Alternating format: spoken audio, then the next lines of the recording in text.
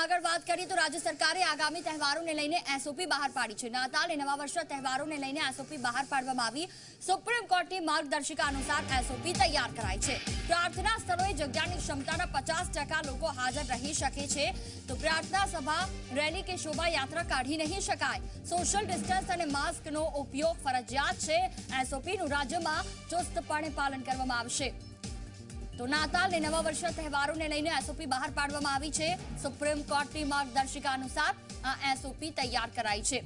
પ્રાર્થના સ્થળોએ જગ્યાની ક્ષમતાના 50% લોકો હાજર રહી શકશે।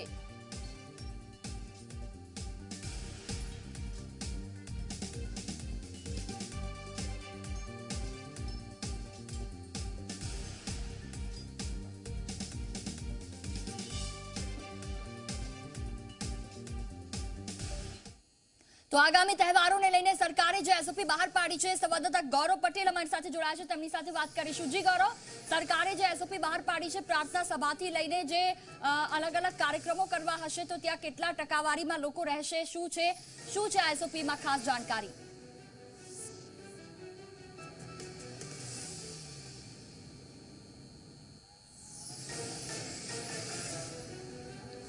જૂની વાત કરીએ તો કોરોનાના આખા વર્ષમાં મોટાભાગના જે તહેવારો હતા તે કાં તો સરકારે રદ કરવાની ફરજ પડી અથવા તો જો ઉજવણી કરવાની હોય તો મર્યાદિત સંખ્યામાં લોકોને એકઠા કરીને ઉજવવાની જાહેરાત કરવી પડી। બરાબર એ જ પ્રકારની સ્થિતિ નાતાલ અને ન્યૂ યરની પાર્ટીને લઈને પણ સરકારે જાહેરાત કરી છે। જે એસઓપી જાહેર કરવામાં આવી છે તે અંતર્ગત ચર્ચ અથવા તો કોઈ અન્ય સ્તરે જે ક્ષમતા હોય તેનાથી 50% અને એમાં પણ 200 કરતાં ઓછા, એટલે જો કોઈ ચર્ચની ક્ષમતા 500 એટલો તો 50% એટલે 250 નહીં પણ 200 કરતાં પણ ઓછા લોકો ભેગા કરવાની, એટલે એ લોકોને એકઠા કરીને તહેવાર ઉજવવાની એસઓપીની જાહેરાત કરવામાં આવી છે। સૌથી મહત્વનું છે કે કોઈ પણ તહેવારમાં કોઈ પણ પ્રકારની જાહેર રેલી કે સર્કસ કાઢવા પર પ્રતિબંધ મૂકવામાં આવ્યો છે। મહત્વનું છે કે રાજ્યના 4 મોટા શહેરોમાં એટલે મહાનગરોમાં રાત્રિ કર્ફ્યુ હોવાથી કોઈ પણ પ્રકારના જો વાહન હોય તો તે અંગે પણ ચેકિંગ હાથ ધરાશે અને એવું સ્પષ્ટ નક્કી કરવામાં આવ્યું છે કે મોટી સંખ્યામાં લોકો એકઠા ના થાય તેનું ધ્યાન રાખવામાં આવશે। માસ્કને તો ફરજિયાત જ રાખવામાં આવે છે, એટલે કહી શકાય કે નાતાલની ઉજવણી માટે સરકારે જે એસઓપી બહાર પાડે છે તેમાં જે ચર્ચ હોય તેની ક્ષમતાથી 50% અને 200 કરતાં ઓછા લોકોની હાજરીમાં આ તહેવારની ઉજવણી કરવાની સરકારે જાહેરાત કરી છે। જી બિલકુલ, તમામ જાણકારી બદલ આભાર ગૌરવ। તો 50% જેટલી પરમિશન આપવામાં આવી છે અને આ સાથે હવે વાત કરીએ આગળ તો 31 ડિસેમ્બરે પાર્ટી નહીં કરી શકાય, પાર્ટી માટે પરવાનગી આપવામાં નથી આવી। 31 ડિસેમ્બર અંગે અમદાવાદ પોલીસ કમિશનરનું આ નિવેદન છે। 31મીએ કર્ફ્યુનું કડક અમલીકરણ કરવામાં આવશે।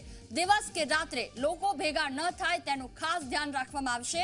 પોલીસની વોચ રહેશે પણ કોઈ ટાર્ગેટ આપવામાં નથી આવ્યો। 31મીએ રાત્રિ કર્ફ્યુનું કડક અમલીકરણ કરવામાં આવશે।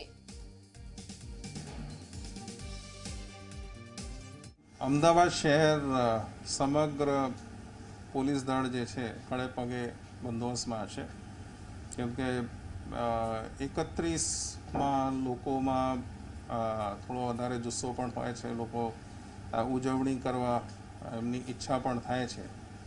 તો પણ આજકાલ કોવિડના સંજોગો અનુસંધાને આપણે વધારે સાવચેતી રાખવાની જરૂરિયાત છે, એટલે કર્ફ્યુ કડકમાં કડક ઇમ્પ્લિમેન્ટેશન હશે।